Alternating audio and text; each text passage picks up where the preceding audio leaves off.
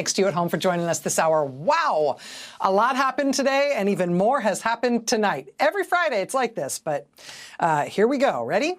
Tonight, a federal judge in New York has just blocked Trump from shutting down the Voice of America and firing its staff. Trump tried to do this 2 weeks ago, but tonight a judge ordered Trump that he cannot, quote, terminate, reduce in force, place on leave, or furlough the journalists and staff and engineers at Voice of America. The judge called what Trump is doing here, quote, a classic case of arbitrary and capricious decision-making. Trump also tried to shut down another part of the U.S. Agency for Global Media, Radio Free Europe and Radio Liberty.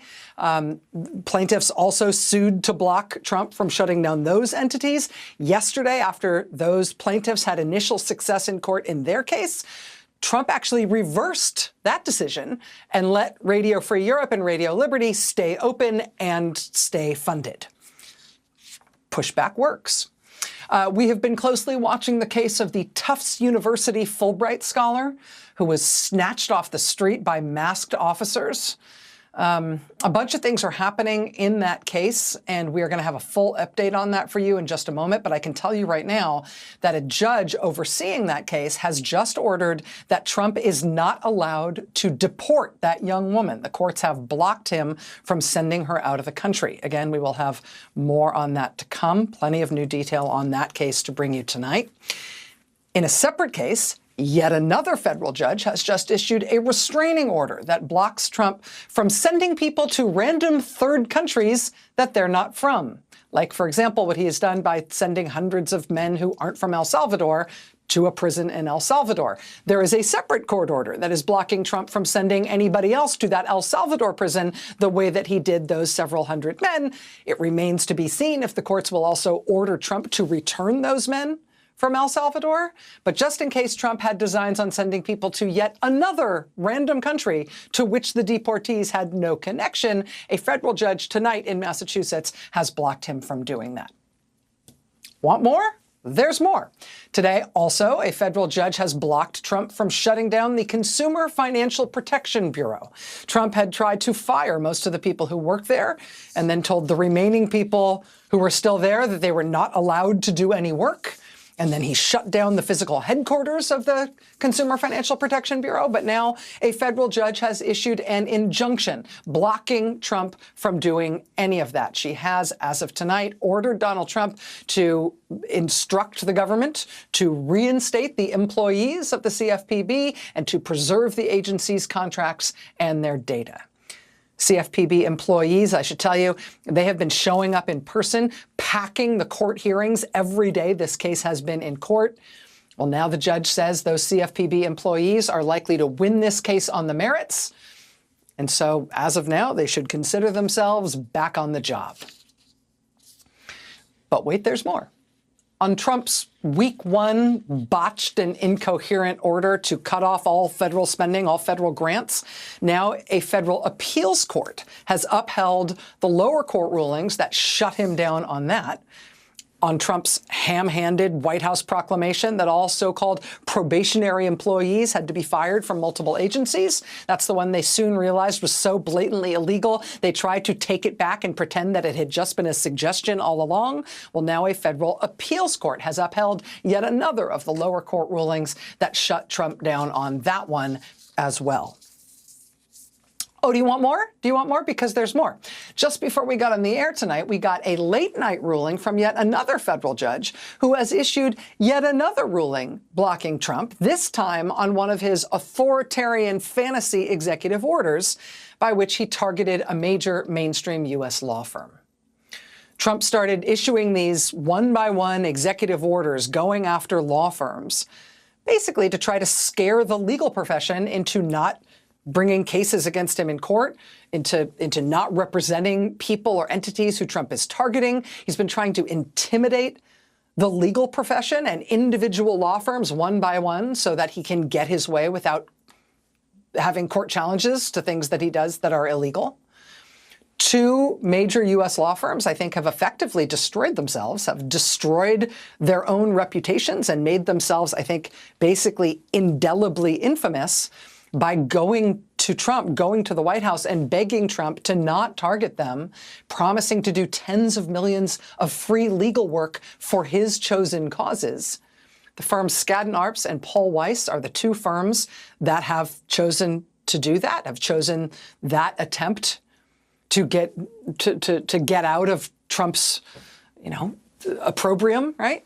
I think Skadden Arps and Paul Weiss have destroyed their reputations by doing that. I think probably they thereby have destroyed their own businesses by doing that. But that's what they chose to do. In contrast, you've got firms like Jenner and Block, who went straight to court and said, actually, no, we're not going to beg. We're going to go fight this. And we're going to fight this like you can't believe, because you know what we're good at? Fighting illegal stuff in court. Well, tonight, a judge has ruled in favor of Jenner and Block and blocked Trump's executive order against them. The judge in that case said Trump's attack on the firm violates the First, Fifth, and Sixth Amendments of the U.S. Constitution. I said there are two firms tonight that we are watching because they chose to fight. Unlike Paul Weiss, unlike Skadden Arps, Jenner and Block and WilmerHale chose to fight. Jenner and Block got that order tonight, blocking Trump's executive order. The second firm, WilmerHale, the judge hearing their case tonight said in court that he wasn't going to rule from the bench, but he also said in open court that he was inclined to issue an order against Trump in their case as well. I will tell you, we had a reporter in the courtroom for that. Our reporter notes that the courtroom for this hearing this evening was packed with lawyers from WilmerHale, all there in person to stand behind their firm's decision to fight. And now it looks like they're going to win, too. Just moments ago, just before we got on the air, we got this written ruling from that judge. And just like with Jenner and Block, in the WilmerHale case, the judge is also blocking Trump's executive action against the firm in part. So both firms that fought against Trump's executive orders here won tonight in court. You don't always win when you fight, but you always lose every time you don't. So happy Friday. Donald Trump is having a terrible day. Have you ever heard of Peebles, Ohio? It's P-E-E-B-L-E-S, Peebles, Ohio. It's in Appalachia. It's a village. It's a town of about 1,700 people. In that little town of 1,700 people in deep, deep red Adams County, Ohio, look at this. They're out protesting Trump on the street. Now, their congressman is Republican David Taylor. You can see the sign there. MIA, missing in action, Congressman David Taylor. Your constituents would like a word with you. In Fort Bend County, Texas, they've also got a Republican congressman there, Troy Nehls.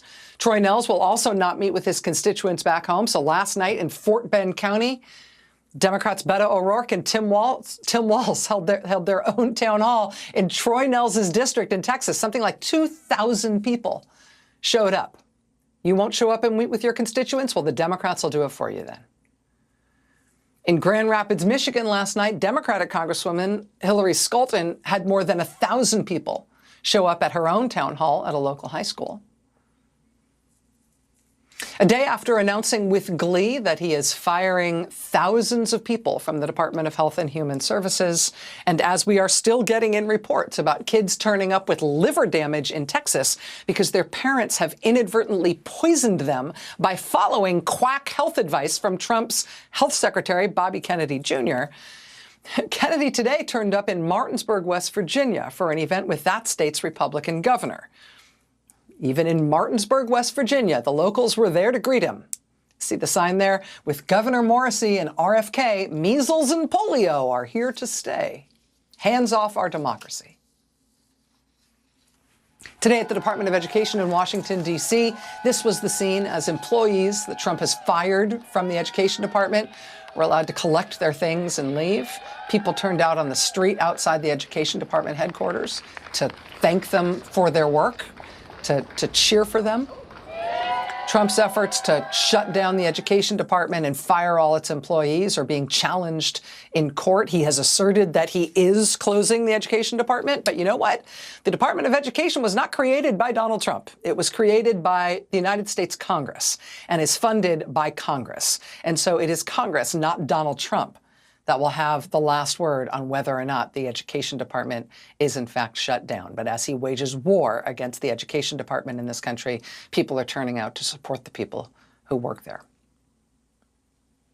Trump's top campaign donor, Elon Musk, found himself in legal jeopardy today, or at least apparent legal jeopardy, when he tried to pull another one of his stunts in which he effectively sort of pays voters.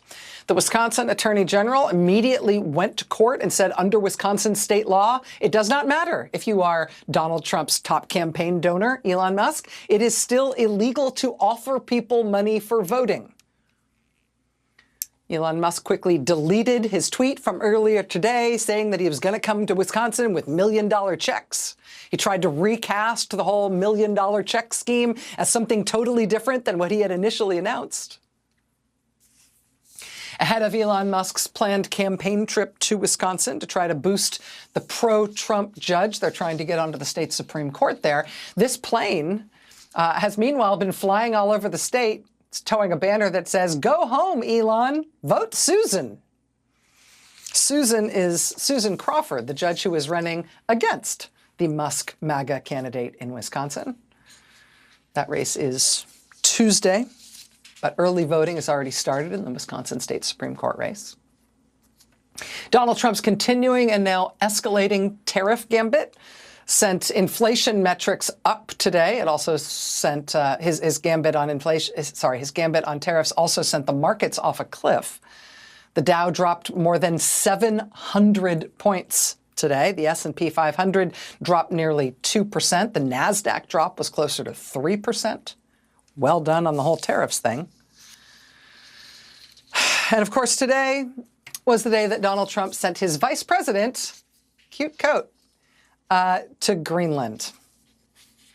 Now, this was supposed to be, initially, a kind of extended soft power charm offensive visit by the vice president's very charming wife. But that led to embarrassing headlines about American officials being unable to find a single Greenland resident who was willing to speak with her on her visit. No business agreed to host her on her visit. Even the dog sled race that she said she wanted to attend made clear that she had not been invited and they did not plan to host her at the event. Residents of Greenland are so disgusted by the Trump administration's insistence that the U.S. is somehow going to get their country, somehow going to take Greenland, that there were plans for protests of Usha Vance's visit, from her landing at the airport, on the roads from the airport to the Capitol, and along the Capitol's streets. And so they decided, hey, maybe let's not do that. In the end, instead, they decided to pare the visit way back. They decided to send her husband, the vice president, with her. And they sent the Vances only to a U.S. airbase that is literally 1,000 miles from the Capitol, where the protests were expected. As the New York Times put it, they sent them to this airbase, quote, where distance from any population center and high fences assured there would be no visible dissent. Greenland is part of Denmark. If Donald Trump and J.D. Vance are going to take Greenland somehow, which they keep insisting, the most obvious route to doing that would be a war with Denmark, I guess, which is part of NATO and is ostensibly our ally both individually and as part of NATO. But to that point, our alliance with them, I want you to watch this. This is a man named Rufus Gifford.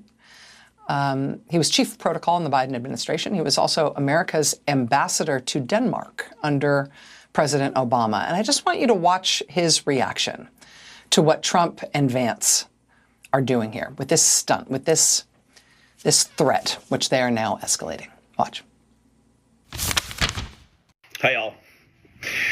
Okay, so to say I'm a bit worked up this morning is an understatement, and that's because of this. Yesterday, the Vice President of the United States goes on Fox News and says that Denmark is not a very good ally. Now, I know that a lot of people would know how I feel about this, but I want to tell you why. And it is in part because, yes, I was the one for a number of years that would go to the prime minister or the foreign minister or the defense minister and ask on behalf of the United States government for them to send their young men and women to Iraq to fight ISIS, to help go remove chemical weapons from Syria, to go fight Ebola in Africa. I did it every time, and every single time they said yes, and they said yes without hesitation, and in part because it was the United States of America, a great ally, asking them to do it.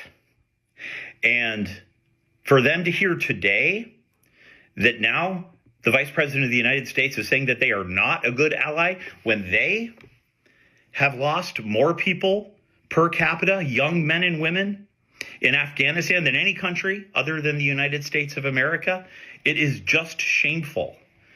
I have been to these funerals. I've heard stories of young men who've had their legs blown off by IEDs in Afghanistan, of young men who've had to go through numerous surgeries and now live in constant pain because of something that happened to them on the battlefield. For them and their families to now hear the vice president talk like this is just heartbreaking. And honestly, like Americans, we have to show outrage to our European partners. This is shameful, and this is a moral shortcoming. And honestly, look, we understand that the reason he's saying it is because they are not bending the knee to Trump's authoritarian, imperialistic takeover of Greenland. We get that. But at some point, this is about something so much bigger. This is about the men and women. I hope that J.D. Vance could say this not just to the face of Maria Bartiromo, but go to Denmark and say that to the face of the parents of the young men and women who've lost their lives alongside U.S. troops. Say it to them. And then you will have just an ounce of courage. But until then, it is just shameful. And look, Americans, we need to show a little outrage here. Our partners and allies expect it from us, and they deserve better. Joining us now is Rufus Gifford. He's America's former ambassador to Denmark. Ambassador Gifford, thank you so much for joining us. I hope you don't mind that we stole that from what you posted online. I thought a lot more people needed to see it. No, thank you, Rachel. It's important to hear, and very few people have had the perspective that I've had, and have had the honor and privilege of serving the United States, of having been to Greenland for 9 times, of understanding the political complexity of the Arctic and the relationship between Denmark and Greenland, and how important the United States is to the people both of Denmark and Greenland. So it is heartbreaking to me, and I so appreciate you inviting me on here today to talk a little bit about it. Well, I feel like a lot of our discussion about this crazy scenario we find ourselves in has been about the how Trump's fixation on Greenland, where did it come from? Where did he get this idea? How non-viable this idea seems, how any potential path toward him getting what he wants seems like it would be impossible for him to get, the catastrophic consequences of a potential war with Denmark, with a NATO ally, if that's what he felt like he needed to do, and that is indeed what he's threatened to get it. But I feel like what we haven't talked about is what these threats from him have already done to our alliances, to our standing in the world, and to what we are able to accomplish in the world as the United States of America. And I feel like you're really the first person who I've heard talk about that in really granular terms, in terms of what damage has already been done. Do you think that's sort of that's the more appropriate ground for the national conversation we're having about this? I so love this conversation because I think it's what matters. American diplomacy, the reason why American diplomacy has been so meaningful over the course of the last 80 years is because of the human relationships that we have built across nations. The soft power that the United States has exhibited over the course of that time we have built friendships and loyalty, the likes of which we've never seen before on the world stage. And what breaks my heart in this, Rachel, is after that video video that you posted, which I obviously somewhat spontaneously recorded after the Vance comments, are the messages that I've received from Europeans, and not just Danes, because the video did go viral. And the messages you receive back are so sad, because these are countries that absolutely love the United States at our core, that because we have been there for them and they have been there for us. And now this is the thing, we're not just losing the governments. And that's what I want Americans to know. We're not just losing the prime ministers. We're not just losing the defense ministers. There's lots of talk about that. The problem is we're losing the trust and respect of the people on the ground, the soldiers who sacrificed proudly alongside young American men and women, fighting wars that we asked them to fight. And when they are disrespected, when their countries are disrespected, those real men and women, they feel disrespected personally as well. And that's been my experience over the course of the last 2 months. And I speak out, Rachel, because I think our European partners, as I said in the video, deserve better. But they also have to hear Americans speak out, meaning they have to hear Americans remind the world that we still respect their sacrifice and partnerships. And that's why I do it. And that's why I'm so grateful to be able to have this conversation, because it is so much more than just the granular actions, which I think you led into this conversation so beautifully, because I agree with every word of it. But we don't talk enough about the human cost, which is happening day after day after day. As an ambassador and in the kind of diplomatic roles that you've played, you've seen America try to persuade people to do things with us that they might not otherwise want to do. You've seen us try to dissuade countries from doing things that they did want to do, which we felt weren't in our interest. And you've seen all the different ways that America, uses its power, all of its various forms of power to try to get what we want in the world. We are now, just this week, facing a world in which Canada says that we are no longer a valued and trusted trading partner, in which Europe says not only are we no longer a partner in defense, but they so distrust us that they may want to divest themselves of U.S. weapons systems because they're not sure that they can safely count on even U.S. weapons with the U.S. government that is so hostile to European interests. They may need to build up European defenses in a way that has never been contemplated since the end of World War II, specifically to treat America essentially as an adversary, not just as the absence of an ally. In a world where we stand alone, or where we stand, I guess, with Russia and El Salvador, and that's the extent of our alliances in the world, what are the kinds of things that Americans have counted on us being able to do that we will no longer be able to do? Gosh, the answer to that question, there are so many intangible parts of this, right?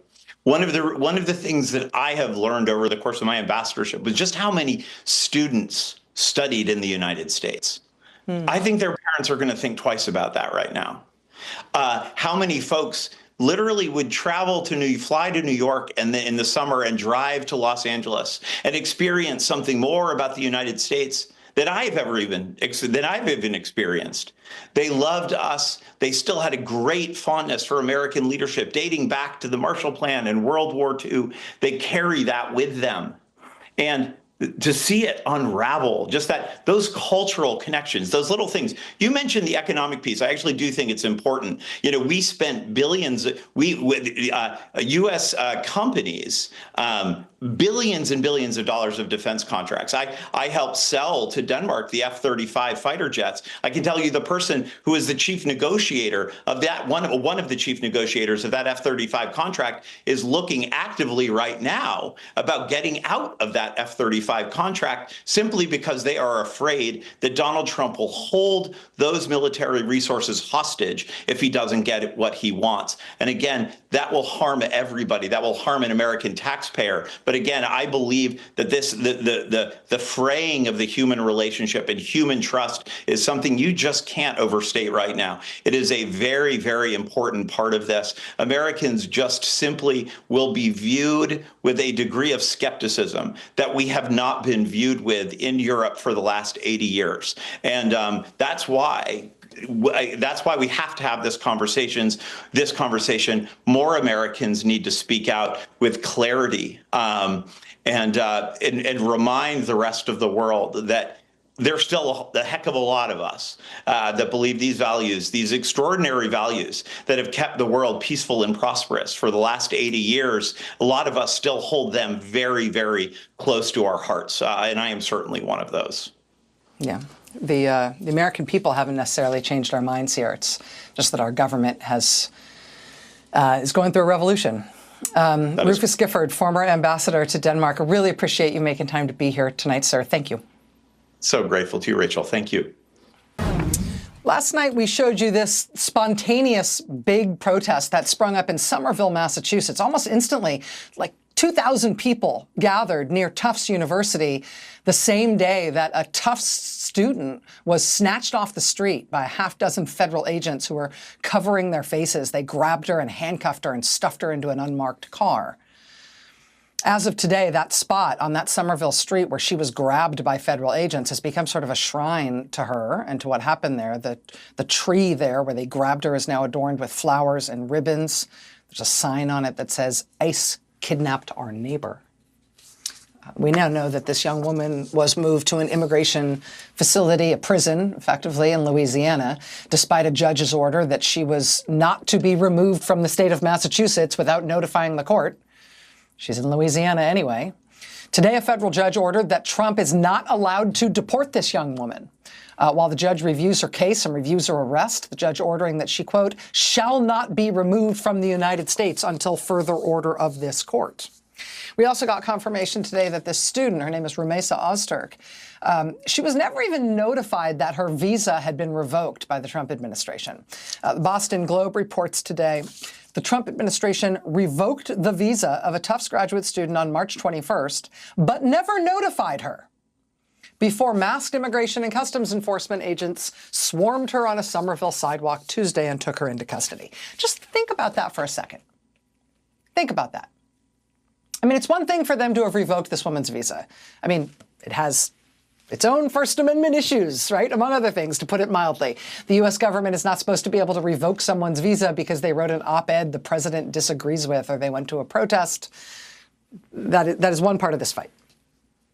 But it's one thing to revoke her visa. It is another thing to not tell her you have done so.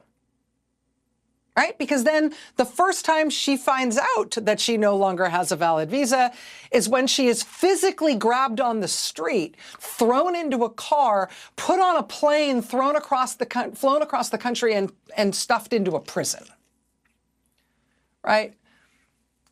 I mean, if you notify somebody that you have revoked their visa, they then have the opportunity not only to, potentially fight it, I guess, but they also have the opportunity to leave the country without being imprisoned, right? But if you just take their visa away and never tell them the way they're doing this, somebody in her situation, the visa holder who's had her visa revoked, she has no way to avoid going to prison. There's nothing she can do to avoid being imprisoned. Why do it this way? This is all going to be litigated. Rumesa Ozturk's legal team, I should tell you now, includes 3 lawyers from the ACLU who have joined her case. And, it's worth noting that to the extent these immigration cases are getting into court, the Trump administration is losing. Today in New Jersey, people gathered outside the courthouse in Newark in support of Mahmoud Khalil, another grad student the Trump administration is trying to deport after snatching him from, I believe, student housing at Columbia. The courts have so far blocked Khalil's deportation. His lawyers are asking a federal judge in New Jersey to free him from the prison that he is sitting in Louisiana. In Virginia today, a judge did order the release of a Venezuelan couple who were arrested by immigration authorities this month. They have legal authorization to live and work in the United States, but they were nevertheless arrested and have been put in prison by the Trump administration. The judge in Virginia today called their arrests, quote, baseless and unlawful. The couple had already been arrested once and ordered released by a judge. Then the Trump administration arrested them again. Both times it was in front of the couple's young children. the court hearing today, the judge, quote, rebuked government officials for claiming in court that the couple posed a public threat. The judge ordered both of them released straight from the courthouse. The judge said to a Trump administration lawyer, quote, there is no reason why they are being held. If this was a criminal case, I would throw you out of my chambers. In a court filing in this case, an assistant director of an ICE field office in Washington described the woman in this couple as an affiliate of a gang and later described her as a senior member of a gang. The judge practically crumpled up that filing and threw it in the trash, saying, quote, this is a terrible, terrible affidavit. Described the claims in the affidavit as, quote, pure hearsay, assumptions, and, quote, putting words in people's mouths. And did I mention she told the Trump administration lawyer that she was inclined to throw him out of the place? Like I said, the Trump administration keeps losing on this stuff in court, including this ruling tonight, which says they cannot deport people to some third country where they're not a citizen without due process under law. Like, for example, the way they sent hundreds of men to prison in El Salvador without any notice, let alone a hearing. But as they keep losing all of these cases in court over and over and over again, and frankly, probably because they keep losing all of these cases in court, the Trump administration is trying to make it difficult, if not impossible, for lawyers to fight them in court, trying to make it impossible for lawyers to do their jobs, giving people access to the remedies afforded by the U.S. Constitution in our judicial system. As Trump moves to try to intimidate and block the legal profession from doing its role to protect the Constitution and people who are in this country, it has very quickly sort of become in do or die time for the U.S. legal profession in terms of standing up for itself and standing up to his intimidation. A mixed record thus far, but a very, very urgent calling for the legal profession right now. This was seen in New York City earlier this week. Protesters with signs reading, Paul Weiss, Cowards of the Year, and Paul Weiss, Profiles in Cowardice. Paul Weiss, what will you tell your children? Paul Weiss is not a man. Paul, Weiss is a law firm. And 2 weeks ago, after President Trump issued an executive order terminating federal contracts with Paul Weiss and suspending security clearances for the firm's lawyers, Paul Weiss caved. The firm went to the White House and signed some sort of deal with Trump, or made some sort of deal with Trump that includes them giving tens of millions of dollars in free legal work to causes that Trump supports. As I mentioned at the top of the show, Trump has been picking on law firms one by one, threatening them, trying to scare the legal profession into not challenging him in court and not representing people he's targeting. And even as rich highbrow firms like Paul Weiss and now Skadden Arps have gone to Trump and offered him tens of millions of dollars in free legal services for his chosen causes to try to save themselves while he attacks the legal profession and the independence of the judicial system. These two firms, I believe, ruining their reputations and likely ending their businesses in the process of doing this. Turns out the rest of the legal profession is wiser. The rest of the legal profession is realizing it's time to fight. The first firm to fight back was Perkins Coie. Now today, two more. And at least thus far, they're winning. Today, Jenner and Block and Wilmer Hale both sued Trump after he signed executive orders that also targeted them. Tonight, in two separate courtrooms, two separate judges sided with the firms and blocked Trump's actions against them, at least for now. I mean, what Trump is doing here is not just going after individual law firms like they were random businesses, right? He's attacking the whole legal profession. He's attacking the ability for any one of us, any entity, to have legal representation against the government without that legal representation fearing retribution themselves. Trump is attacking the rule of law by attacking the machinery of the law. So much depends on how the lawyers at the center of this attack choose to respond. And experts who see this sort of autocratic breakthrough and the effort to try to change fundamentally the legal system in this way say that the timing on the fight back really matters. It's basically now or never. This is from Scott Cummings, who's a professor of legal ethics at UCLA Law School. He's studied the decline of legal systems in autocracies. Professor Cummings says this, quote, In the U.S., the window for action is closing. And when it does, there will no longer be opportunities for meaningful action against the lawyers in charge of this radical democratic takedown. Once this happens, as it has in other autocracies, the bar will be captured by the regime and levers of influence will be eradicated. The clear lesson from these regimes is that a wait-and-see approach does not work, and attempts at appeasement end up facilitating autocratic consolidation. Ultimately, democracies die when people lose hope that change is possible. We must not succumb to this pessimism. Joining us now is Scott Cummings, professor of legal ethics at UCLA's Law School. Professor, it's a pleasure to have you with us tonight. Thanks for being here. Thanks for having me. So you wrote this week that what Trump is doing is something that follows an autocratic legal playbook that's been used over and over again and in country after country around the world. Can you help us understand what that playbook entails and what are the steps?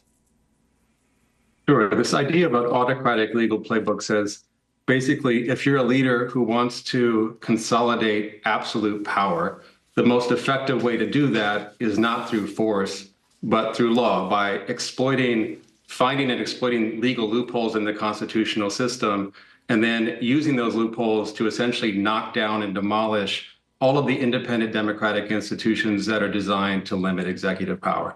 So, the classic strategy is to capture the courts, right? Knock out the independent arbiter of law that's supposed to keep the president within legal guardrails.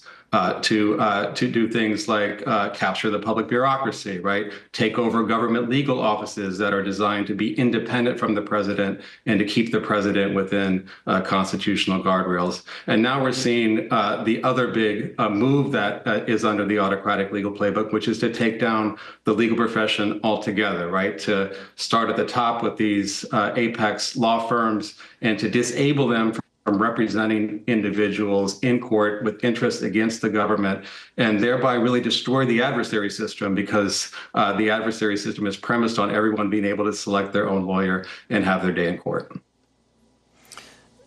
In diagnosing what Trump is doing along those lines and recognizing the way that same playbook has been used in other countries and at other times, you essentially say that diagnosis, our ability to see the way it has worked in other places, should help us in terms of coming up with a response or a defense to it. You say that American lawyers and law firms should learn the autocratic legal playbook in reverse, basically to be able to anticipate it, to be able to proactively fight against it. In practical terms, what would that look like?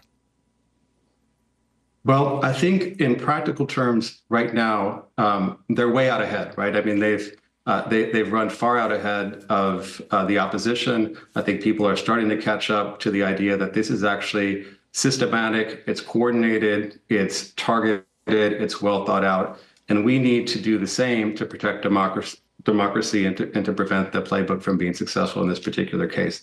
I think that what learning the playbook in reverse looks like now is to really think ahead, right? To put yourself in the mindset of an authoritarian leader like Trump and to think ahead at what steps they want to take and where they want to go. And I think if you look at autocracies that have consolidated around the world, and people talk a lot about Hungary because a lot of the Trump lawyer team has studied Hungary quite intensively.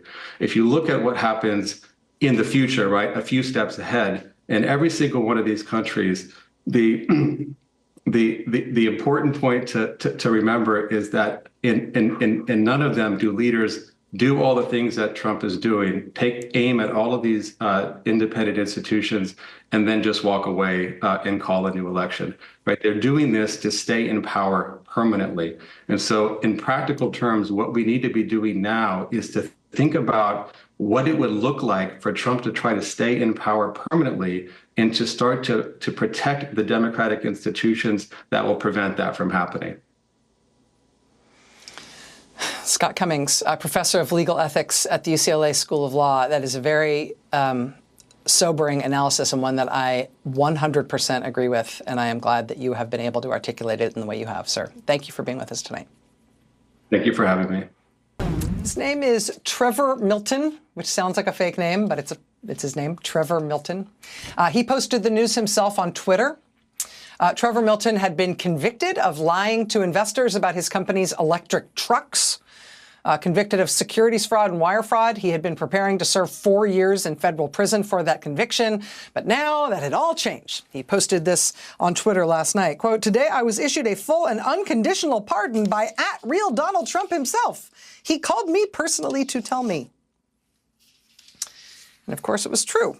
Trevor Milton, convicted for falsely hyping his electric trucks, really did get a pardon yesterday from @real Donald Trump. A CNBC reported, quote, "The White House confirmed the pardon, and today President Trump talked about it to reporters. He told them, quote, 'I think he was exonerated, and then they brought him into New York. He had a rough road, and he was exonerated. It was a big celebration.'" At which point I come in with narrator voice. Trevor Milton was not exonerated. No, he was convicted of multiple felonies. Milton was convicted at trial in October 2022. And in fact, just this month, prosecutors recommended that Mr. Milton pay restitution of $680 million for securities and wire fraud, in addition to his prison sentence. But all of that is wiped away now. And why did this happen? Why this pardon? Well, Trump told reporters at the White House today, quote, "They say the thing that he did wrong was he was one of the first people that supported a gentleman named Donald Trump for president. He supported Trump. He liked Trump. I didn't know him, but he liked him." Which I think is Trump switching in and out of talking about himself in the third person. I didn't know him, but he liked him. He liked me, he means.